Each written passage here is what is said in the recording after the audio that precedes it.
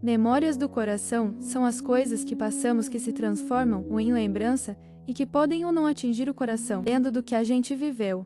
O tempo transforma não só o mundo, mas também a nós mesmos.